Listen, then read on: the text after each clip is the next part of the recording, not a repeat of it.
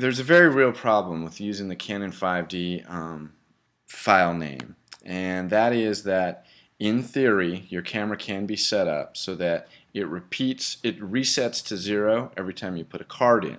Now, in addition to that being a problem, it's also the file name that you get is kind of useless. So what we want to do is we want to rename the files so that the file name tells me what camera it is, what reel number it is, what date it was shot in the event of a multi-day shoot, and then also it's good to hold on to the original file name. And here's how we're going to do that. We're going to launch Bridge. So I come up into the Spotlight, I start to type Bridge. There it is.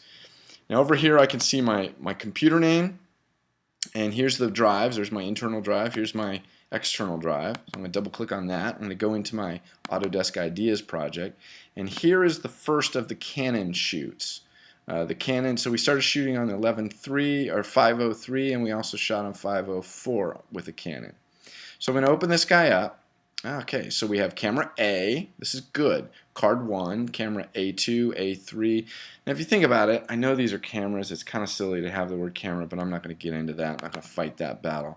The main thing I want to do is I want to come into the camera folder. Now you see here, this is going to roll over pretty soon. So we got 4 rolls on this. How long are they? Whatever. So here's what we're going to do. I select all the files just like I would normal. Command A. Oops. I'm going to go Command A. Then I go to Tools and I go to Batch Rename. So what do?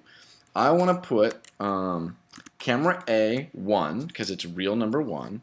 I want the date. I want to add the date it was created, and I want to use the format year, month, day because that's the way we work. Then just for art's sake, I want to add a little underscore, and then I'm going to leave the current file name. Okay, now down here it's going to show me what it is. So this is going to this file that was mvi9990.mov is now going to become A1, camera A, reel 1, with the date that it was shot and the original file name. And this tells me it's going to process 4 files when I click OK. So I'm going to hit rename. It takes just a second, and there they are. Now, we want to do that to all the files. So I'm going to use the command up arrow, or I can actually use the back arrow here. So I'm going to just step out. Now we're going to go into A2. Double click. Oh, there's 2 folders here. Very weird. Don't know why. Oh, because it rolled over. So I'm going to go select all, Tools, Batch Rename, and now what am I going to do? It's not A1 anymore. This is A2. And if I get lost, I can come up here. You see my string? Computer, Slice, Autodesk Ideas, Canon Camera, A2. So yes, I want to do A2. Everything stays the same. Year, month, day, underscore, name plus extension. Click OK. Boom. That's all done. Now I'm going to use the command and the up arrow. I'm going to go into this folder. Whoa, look at all the clips he did here. This must be shooting B-roll. So I'm going to select all, Tools, Tools, Batch Rename.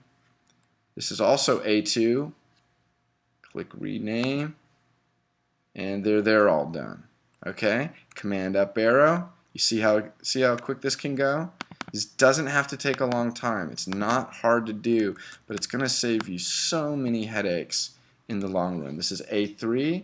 I just do a forward arrow, back arrow. There I'm on the 2, backspace, 3, click return. It's all done. So that's how you rename it. Now I got a few more to do. I'm not going to make you watch all of them, but that's how I rename it. So I get the camera letter, the real number, the date it was shot, and the original file name. Later.